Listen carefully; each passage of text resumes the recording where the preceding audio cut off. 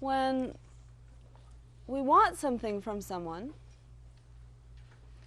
our habit is to demand it.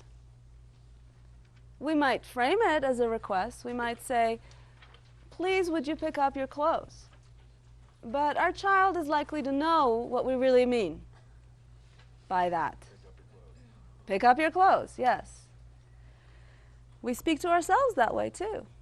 We're not particularly kinder to ourselves. So what is a request really about? What would make a genuine request? My request is to have my needs met, yes, but how do I know it's a request and not a demand? Is if I'm open to hearing yes or no. It doesn't mean I feel okay about it, but I'm open to hearing yes or no, and I recognize that then I will be able to talk about the situation.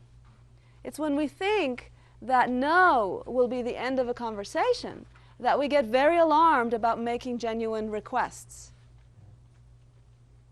So I'm going to say this again. When we think that no will be the end of the conversation, we don't want to make requests because our needs matter to us. We'd like our needs to be met.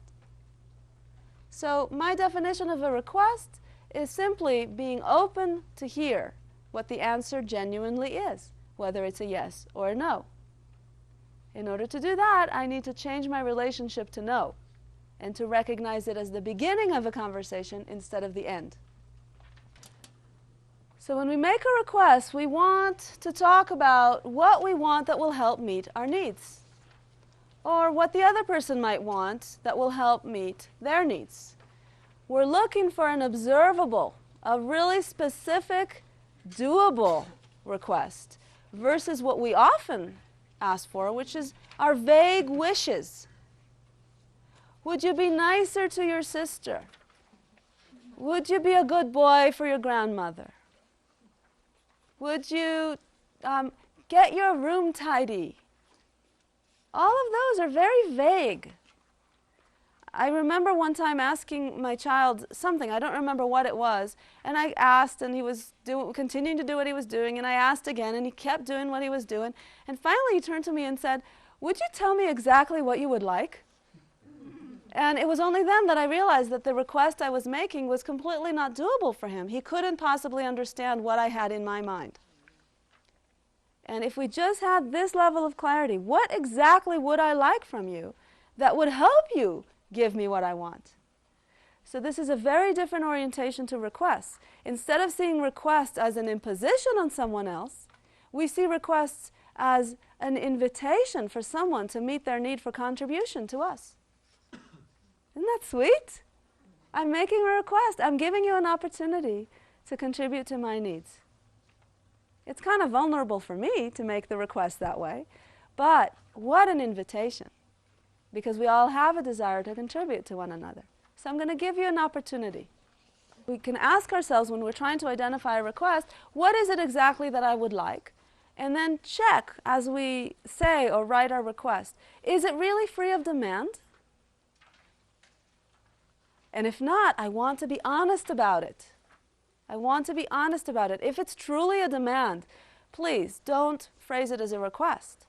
So your child is not confused about what it is that you're doing. If you're making a demand, be honest about it. This is a demand, it's not a choice. Okay? So I'm going to tell you another Amay story.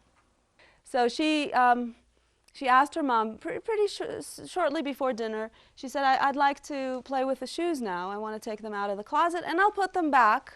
She reassured her mom, I'll put them back before dinner. Really? Is she going to put them back before dinner? No, you know that. If you have a 4-year-old, or you ever have, or you ever will, you know they're not going to, most likely, they're not going to do that. So, mom is really tired. Michelle is the mom. Michelle is really tired, and dinner is almost ready now. And she says to Amay, Amay, it's time for dinner. Would you put the shoes in the closet? And Amay says, no.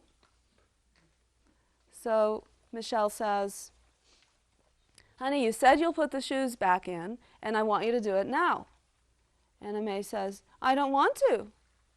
In fact, Michelle then recalled, she said, I won't.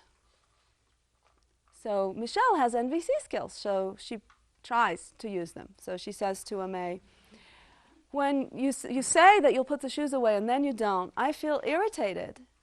And now she loses it. Remember, she's supposed to put the need in there, but she's losing it. And so now she says, and I feel irritated. And this is not a choice. You have to put the shoes away. So at least she's clear. Now Amay turns to her and puts her giraffe glasses on. This comes from one of the books that the Center for Nonviolent Communication sells. And I don't, some people really like it and some people don't. Amay really likes it. So she puts her giraffe glasses on. And through the giraffe glasses, you can see people's feelings and needs. And she says to her mom, Mom, do you want to put your giraffe glasses on? You can look at yourself. This is not a judgment. This is an invitation for her mother to connect with herself. And her mom says, Amay, I already have my giraffe glasses on. I'm irritated. Amay says, are you feeling overwhelmed because you don't want to put the shoes away yourself? And Michelle says, yes. Now Amay takes her giraffe glasses and turns them in. And she says, I'm feeling tired and overwhelmed. I really don't want to do it by myself. Would you be willing to do it with me? Michelle says, absolutely. So again, this is Amay leading her mother on the path that her mother wants to go. She's already got some of those skills. It's also a level of clarity about what is it specifically that I would like. If I don't make the request really clear, the chances that I get my needs met are very, very low. And I like Amay's example of saying exactly what she would like.